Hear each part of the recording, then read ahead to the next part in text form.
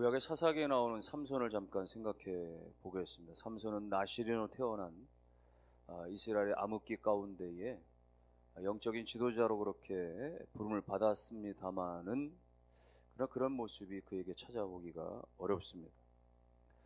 백성을 구원하는 지도자의 삶을 살기는커녕 나신으로서의 지켜야 할 금기 사항들, 이를테면 음주나 혹은 여러 가지 여인들을 가까이 하는 것이나 시체를 접촉하는 것이나 또 머리카락 삭발하는 것이나 이런 금기 사항들이 나시린에게 있었는데, 그런 조항들을 무차별적으로 다 깨버리는 그런 부적절한 모습, 인격을 가졌던 인물이었습니다. 사실 삼손은 다른 사사들에 비해서 남다른 은사가 있었던 사람입니다. 하나님께 성령 충만한 그 체험도 여러 차례 있었고, 무엇보다 엄청난 괴력의 소유자였죠. 그는 사나운 사자의 입을 찢어버릴 정도의 힘을 가진, 나귀 턱뼈 하나 가지고 블레셋 사람 1000명을 때려 눕힐 정도의 엄청난 힘을 가진, 또 성곽의 문설주 100kg가 넘는 그 문설주를 뽑아가지고 어깨에 메고 말이죠, 60kg가 넘는 헤브론까지 달려갈 정도의 엄청난 힘의 소유자였습니다. 그런데도 불구하고 그는 이 블레셋의 풍요로운 문화에 동화돼서 자신에게 주어진 그 힘의 은사를 폭력으로 잘못 행사하며 살았던 겁니다. 율법이 금기하는 3명의 블레셋 여인과 접촉하는 과정에서 그는 나신의 금기 사항은 그 가운데 부정한 음식, 먹지 말아야 할 것들을 가까이 하게 되어지죠. 죽은 사자의 사체에서 채취한 그 꿀도 먹어버리고, 또 결혼잔치에 가서 포도주도 마셔버리고, 또 잔칫놀이에서 말이죠, 약속한 것을 지키기 위해서 무고했던 블레셋 사람 30명을 죽이고 옷을 강탈해 오는 일도 벌입니다. 한 번은 빼앗긴 아내 때문에 여우 300마리 꼬리를 묶어가지고 횃불을 달아매어서 밀밭으로 집어넣은 모든 밀을 다 불태워버리는 그런 일도 저질렀습니다. 결국 마지막에 그는 자신의 그 힘의 근원을 들릴라에게 그 비밀을 누설하면서 체포를 당하고 두 눈이 뽑혀지죠. 그리고는 다곤의 신전에서 자신을 조롱하는 수많은 무리들, 그 블레셋 3000명의 관리들과 함께 신전이 무너지면서 생을 마감하게 됩니다. 왜 하나님께서는 이런 좀 문제가 많은 사람, 문제투성이 삼손을 이스라엘의 사사로 세우셨을까? 그리고 또 신약에 와서 히브리서 기자는 그를 가리켜서 믿음의 사람이었다, 이렇게까지 말했을까 말이죠. 여러분, 그가 마지막에 죽으면서 3000명의 블레셋 관리들을 다 멸망시켰기 때문에 그 공로 때문에 그렇게 인정받은 겁니까? 그렇지 않습니다. 사실 이 이스라엘의 사사시대 때 최대 위협은요, 블레셋이나 어떤 암몬 족속이나 외부 적들이 그들에게 최대 위협이 아니라 사실은 내부에 자기들 안에 있는 하나님과의 관계에서 비롯되는 하나님을 등지고 우상 가운데 빠지고 영적인 타락 가운데 빠지는 것이 가장 큰 위협이었어요. 이 블레셋만 해도 그들의 풍요로운 문화 안에는요, 우상 숭배, 음란 이런 것들이 자리 잡고 있었거든요. 그러니까 이스라엘 사람들에서는 최대 경계될 항목이었습니다. 더더군다나 나시린으로서는 더더욱 이 부분을 거부하며 신실하게 살았어야 할 사람이 유혹에 빠지고 실패에 빠지고 결국 그렇게 죽고 만 사실에 대해서 이스라엘 백성들은 충격을 받는 거죠. 충격받으면서 또 교훈도 되는 겁니다.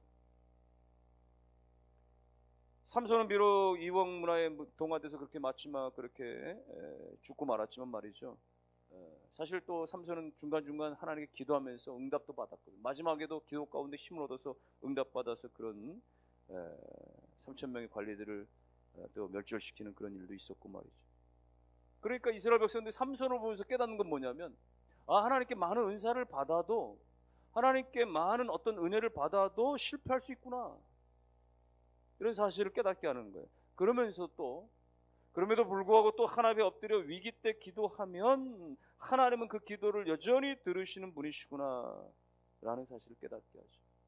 이렇게 볼 때에 삼손은 비록 문제가 많아 보일지라도 다른 사사들의 그 역할에 결코 뒤지지 않는 나름대로의 지도자적인 인물이었다.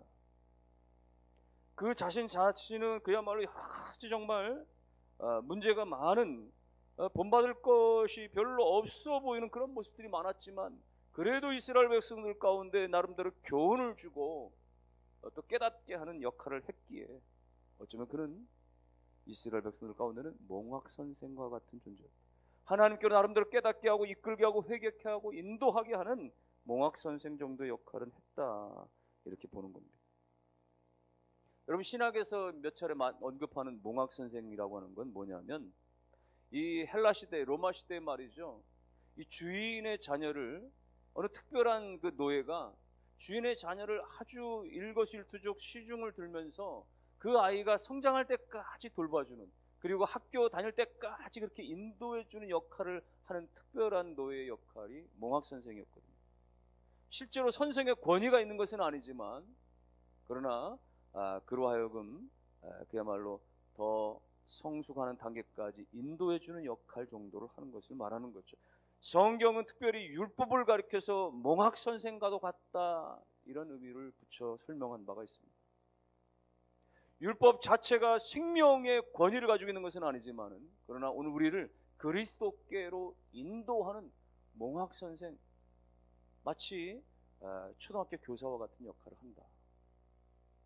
여러분, 초등학교 교사들은 코올릭의 어린아이들, 8살짜리, 7살짜리 아이들을 받아가지고 말이죠, 그 아이들 정말 하나하나 아주 작은 질서부터 그 기초에 이르는 것들을 다 가르쳐서, 그래서 좀 심화된 중학교 과정으로 이렇게 넘겨 잘 이양할 수 있도록, 올라갈 수 있도록 그게 돕는 역할이 초등학교 교사 아니겠습니까?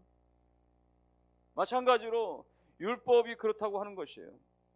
율법 자체가 우리 가운데 그야말로 죄를 없이 하거나 어떤 큰 능력을 주는 것은 아니지만, 그러나 우리로 하여금 죄를 발견하게 하고 깨닫게 하고 그리고 그리스도께로 나아가도록 만든다.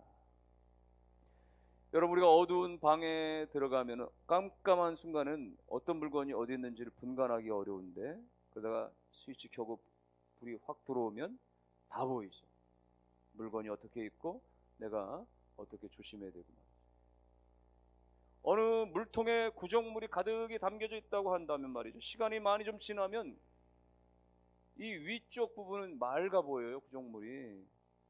그러나 이거 진짜 맑은 물은 아니죠. 작대기가 한번 휘 져버리면 금방 이내에 시커멓게 일어나게 되어지는 것이죠.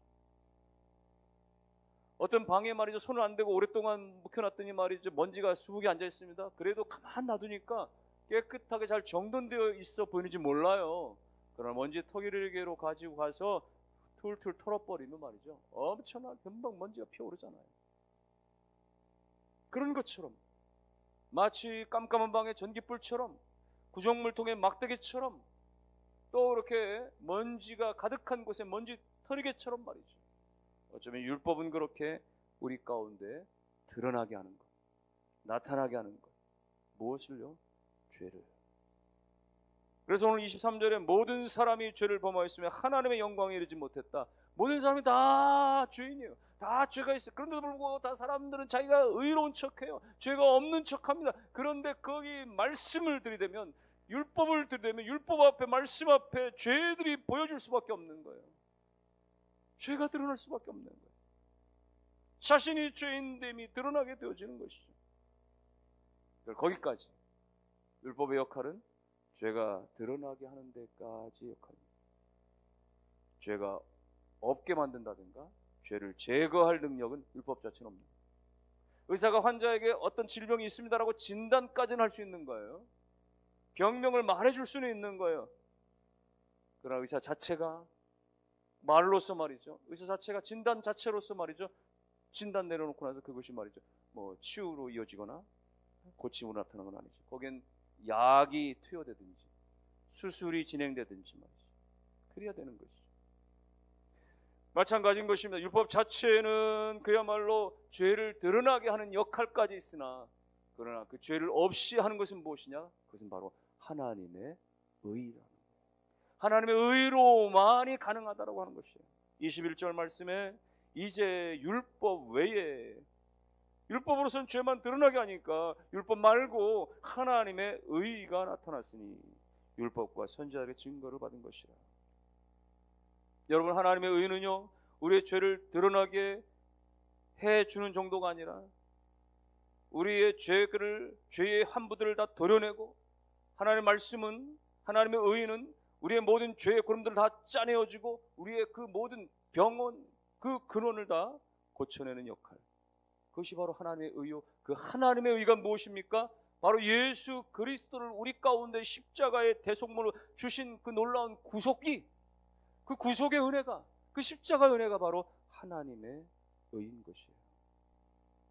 그래서 가르쳐서 24절은 이렇게 설명을 합니다. 그리스도 예수 안에 있는 구속으로 말미암아, 그리스도 예수 안에 있는 구속으로 말미암아 하나님의 은혜로 값없이 의롭다 하심을 얻은 자가 되었느니라. 믿으시면 아멘 하시기 바랍니다. 값없이 하나님의 은혜로 말미암아 예수 그리스도 안에서 이 은혜를 받았다라는 거예요. 다른 데 길이 없습니다. 다른 데 방법이 없습니다.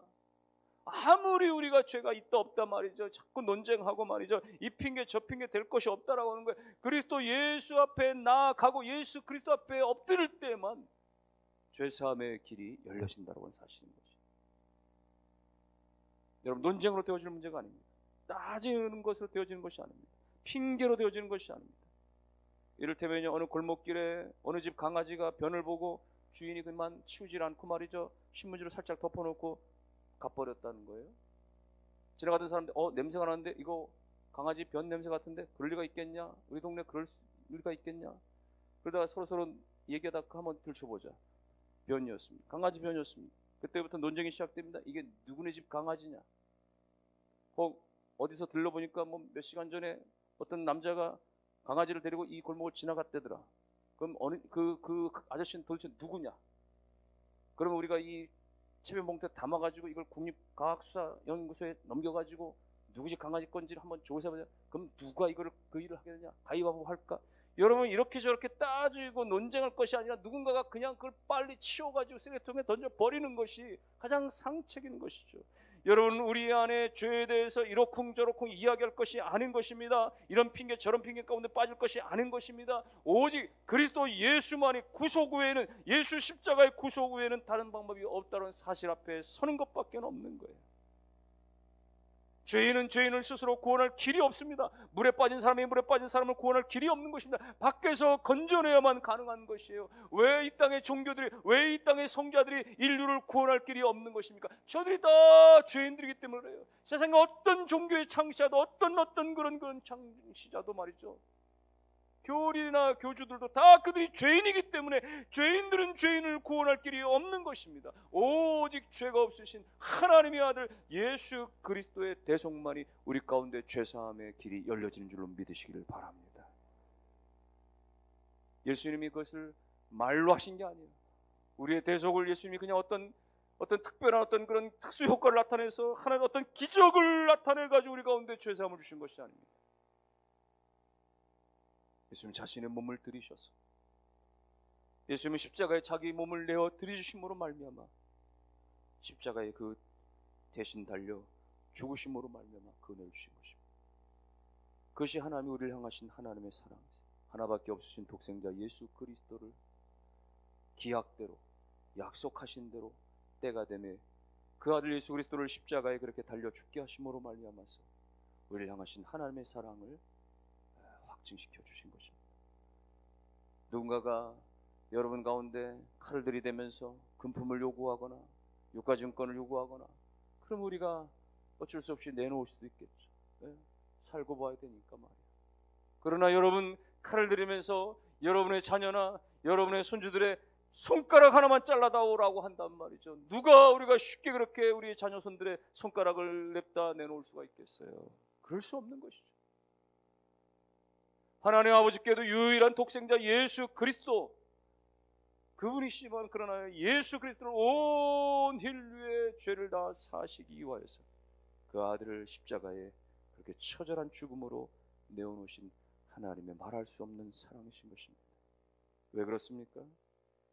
그분이 채찍에 맞아야 우리가 나음을 덧입고, 그 예수가 찔리고 상처를 받아야 우리의 죄가 사함을 받기 때문에, 그가 십자가에 달려 죽음으로 말미암아 우리가 영생을 얻을 수 있는 길이 열려질 수 있기 때문에 하나님은 그 아들을 버리심으로 말미암아 우리 가운데 죄사함의 영생의 길을 열어놓으신 줄로 믿으시기를 주의 이름으로 축원합니다.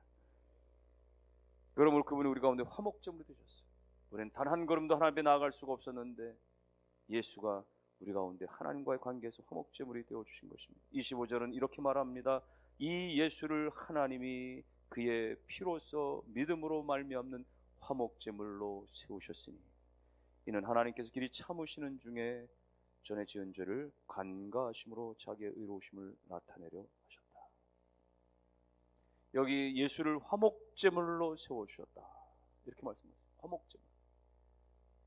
우리가 원수가 되었거든요. 우리의 죄로 말미암아 하나님 앞에 나아갈 수가 없었거든요. 그런데 하나님께서 화목제물로 삼으셨다는, 화목제물은 두 가지 조건이 필요합니다. 25절에 하나님이 그의 피로써, 예수의 피로써, 여러분 피, 제물이 되기 위해서는 피가 필요했다는 것이에요. 피 흘림이 없인즉 사함이 없다. 히브리서에서는 피 흘림이 없으면 사함이 없다.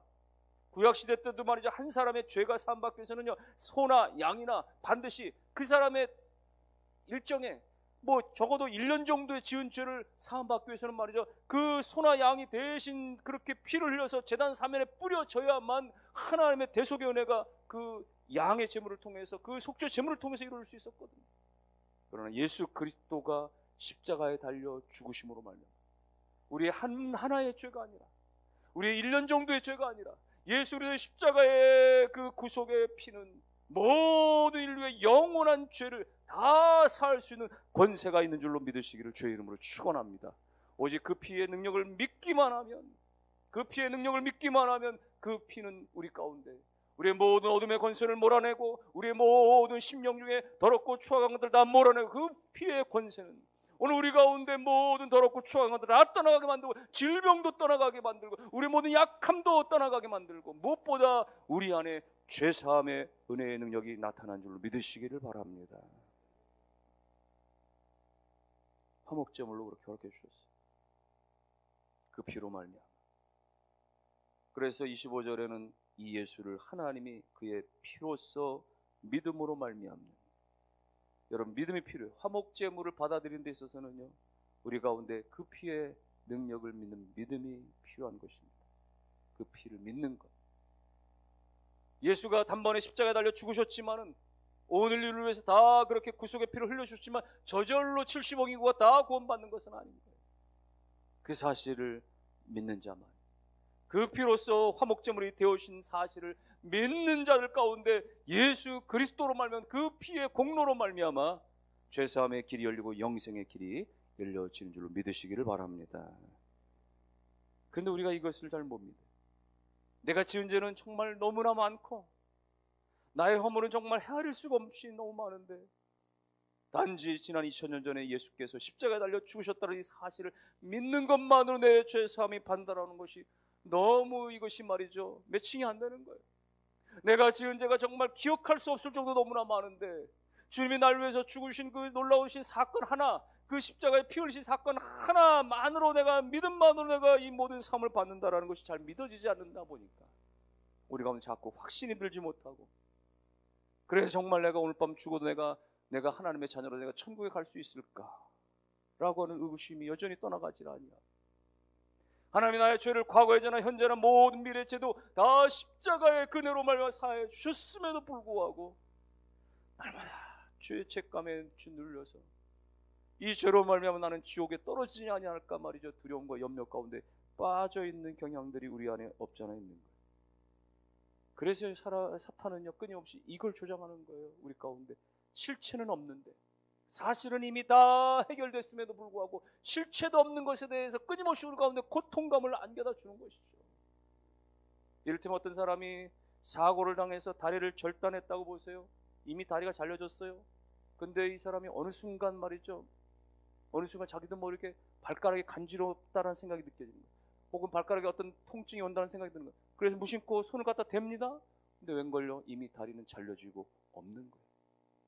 그런 식인 것이죠. 사탄이 우리 가운데 가져다, 이미 우리 가운데 모든 예수의 피로 말미암아 다 죄가 사함 받았음에도 불구하고 우리 가운데 그 실체가 없는 그 죄에 대해서 말이죠, 여전히 우리 가운데 죄책감을 몰아붙이고, 우리 가운데 우리의 그런 과거의 죄나 여전히 그것들로 인해서 우리가 하나님의 자녀답지 못하더라고 그렇게 우리를 밀어붙임으로 말미암아 우리로 하여금 끊임없이 수치심을 갖게 하고, 우리로 하여금 끊임없이 나약하게 만들고, 우리로 하여금 좌절감을 갖게 만들고, 우리로 하여금 기쁨이 없게 만들고, 우리로 하여금 날마다 그렇게 기죽어 살게 만들고, 그래서 결국은 말이죠, 우리의 믿음과 우리의 신앙생활의 의기 말이죠, 소침해서 말이죠, 위축돼서 말이죠, 그렇게 절망만이 충만한 삶으로 살아가게 만들어요. 사랑하는 성도 여러분들이요, 이미 예수 그리스도의 십자가의 그 피의 공로는 우리의 그 죄가, 내가 가지고 있는 죄가 100배 1000배가 넘쳐난다 할지라도 이미 그 죄가 다 사함 받았다는 사실을 믿으시기를 주님의 이름으로 축원합니다. 믿음이 중요합니다.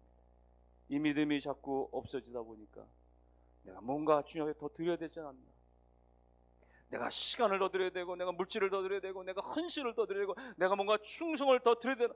충성하지 말라는 이야기가 아닙니다. 헌신하지 말라는 이야기가 아닙니다. 그거 다 소용없다는 이야기가 아닙니다. 문제는 내가 그렇게 해야 마치 죄 용서감을 더 받는 것처럼, 내가 그렇게 뭔가 하나님께 헌신하고 내가 드려야만 내가 뭔가 된다고. 그래서 전도는 한 10명 이상은 내가 해야 그래도 구원에 이르는 것은 아닐까, 구원의 확신이 좀 들어지지는 않을까, 내가 성경을 한 10번 이상은 통독해야 내가 어떤 죄사함에 어떤 확신이 좀 들지는 않을까 말이죠.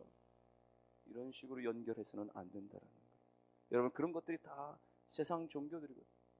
세상 모든 종교는 다 그런 식이에요. 더 수고하고, 더 희생하고, 더 고행하고, 더 노력하고, 더 뭔가 희생하고, 더 그렇게 말이죠, 선을 쌓고, 산은 산이요 물은 물이로다 라고 외쳐서 세간에 그렇게 화제가 되고, 여전히 많은 사람들에게 그 존경의 대상이 되고, 불교계뿐만 아니라 일반인들이 너무나 잘 알려진 성철이라고 하는 이 스님은 말이죠, 고승 중에 고승으로, 그분은 결혼을 했다가 바로 출가하게 되어죠. 처자식을 내놓고 출가한 다음에 그야말로 지독한 고행을 하기 위해서 말이죠, 부모가 찾아와도 수행에 방해가 된다고 해가지고 만나주질 않고, 그리고 다른 승려들하고도 말이죠, 접촉을 하지 않고 울타리를 치고 말이죠, 자기 혼자 집구하면서 그렇게 수년간을 그렇게 말이죠, 10년 넘게 그는 솔잎가루만 먹고 말이죠, 쌀가루만 먹으면서 그렇게 견뎌내고, 장좌불화라고 해가지고 말이죠, 10년 넘게 말이죠, 누워서 자는 게 아니라 앉아서 그렇게 잠을 청하고 말이죠, 그렇게 고행을 했던 대단한 인물이에요. 근데 그가 죽기 전에 마지막으로 남긴 열반송에는 그가 고백한 내용이 너무나 충격적이었습니다.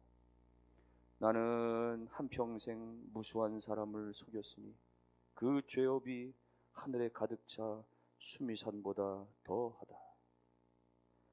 산채로 지옥에 떨어져 그 한이 만갈래니 한 덩이 불덩이 푸른 산에 걸려 있도다. 여러분, 이게 무슨 말이에요? 일평생 그가 정말 최선을 다해 말이죠, 인간 한계에 이를 정도로 엄청난 수양을 했었던 그 고승이면서 정말 생애 정말 제대로 살고자 발버둥 쳤던 한 인물이었지만, 그가 마지막에 고백한 것은 내가 수많은 사람을 속였다. 그래서 그것이 죄가 됐고 나는 지옥에 간다라고 하는 거예요. 자기의 그 엄청난 자기 수행들이 결국은 보이기 위한 것이었다라는 사실을 숨길 수 없었다라고 하는 그 자기 토로의 모습인 것이죠. 세상 종교의 한 단면을 보여주고 있는 내용입니다.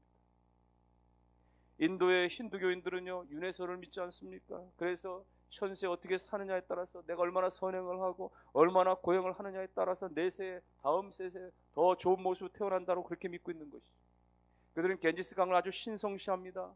그곳에서 그렇게 시작을 해서 한평생을 살아가면서 때마다 목욕을 하면 그렇게 자신이 정화가 된다고 믿습니다. 가족들이 그렇게 새로워진다고, 보호를 받는다고 믿습니다. 그들은 죽을 때, 생을 마감할 때도 장례를 칠 때 마라나시라고 하는 그 겐지스 강의 한 그 강터에서 화장을 치르는데, 그 화장을 치르기 위해서 불씨를 사오는데 말이죠, 그 불씨는 5,000년 동안 꺼지지 않았다라고 하는 그 불씨를 싸게는 3,000원으로 사기도 하고 비싸게는 300만 원을 사가지고 갖다가 불을 붙여서 그렇게 화장을 치르기도 하죠.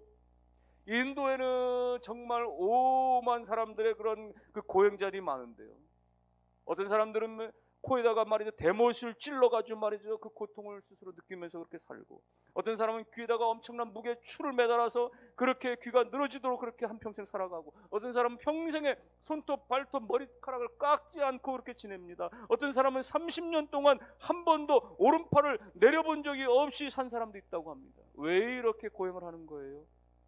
그것이 구원의 길이라고 생각합니다. 그것이 영생이라고 생각하기 때문에 그런 것이. 그러나 사랑하는 성도 여러분들이요, 아무리 인생이 죽도록 고행을 하고 선을 쌓는다 할지라도 그것이 구원의 길이요, 그것이 생명의 길이 아니라 오늘 예수 그리스도의 십자가를 믿는 그 믿음 안에서만 죄사함과 영생의 문이 열려있다는 사실을 믿으시기를 주님의 이름으로 축원합니다. 예수를 믿는 것 외에는 오늘 우리가 죄에서 의롭다함을 덧입을 수 있는 길은 아무데도 없습니다. 그래서 26절은 말씀하기를 곧 이때에 자기의 의로우심을 나타내사 자기도 의로우시며 또한 예수 믿는 자를 의롭다 하려 하십니다. 우리의 노력이 아닙니다. 나의 선이 아닙니다. 나의 수고가 아닙니다. 자선활동이 아니고 선행이 아니고 어떤 그런 고행이 아니고 오직 예수 그리스도의 그 십자가의 대속을 믿는 것, 나를 대신해서 내가 죽었어야 할 것을 주님이 대신해서 속해 주신 사실을 믿을 때에만 우리 가운데 영원한 죄의 해방과 영생의 길이 있음을 믿으시기를 주님의 이름으로 축원합니다. 어떤 노점상을 하는 아주머니가 단속반에 걸려서 즉심에 넘겨졌답니다.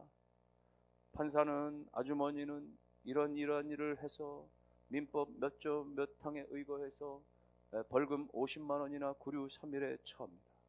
그런데 이 아주머니가 50만 원 낼 벌금도 없고 3일 동안 구류를 당하면 집안에 어린아이들이 끼니를 해결할 수 없는 딱한 사정이에요. 이 사실을 알게 된 판사가 마음이 동해서 그 사람의 그 벌금을 기금을 통해서 대신 처리를 하고 다시 판결합니다. 아주머니는 이런 일로 인해서 벌금 50만 원이나 혹은 구류 3일에 처해졌습니다만 누군가가 아주머니의 벌금을 대신 지불하였기 때문에 아주머니는 이제 자유합니다. 쾅쾅 선언을 했답니다. 여러분, 오늘 우리의 그야말로 노력으로는 하나님께 한 걸음도, 오늘 우리의 자격으로는, 우리의 공로를, 우리의 입장으로 하나님 앞에, 우리의 힘으로는, 우리의 모양으로는, 모습으로는 하나님 앞에 절대로 나아갈 수 없었으나 예수 그리스도가 십자가의 대속의 제물이 되어주셔서, 화목의 제물이 되어주셔서 그 예수로 말미암아 우리가 하나님 앞에 나아갈 수가 있고, 우리가 하나님의 보좌 앞으로 나아갈 수가 있고, 우리가 영생의 길로 나아갈 수가 있고, 우리가 생명의 길로 나아갈 수가 있게 됐다는 사실을 믿으시고 날마다 감사가 넘쳐나시기를 주의 이름으로 축원합니다. 그 은혜 때문에 우리가 예배하는 거예요. 그 은혜 때문에 우리가 희생도 하고 헌신도 하고 봉사도 하고 섬기기도 하고 충성도 하고 열심도 내는 것입니다. 하나님의 은혜에 감사해서 여러분 그렇게 믿음으로 살아가는 귀한 역사가 있게 되시기를 주님의 이름으로 축원합니다.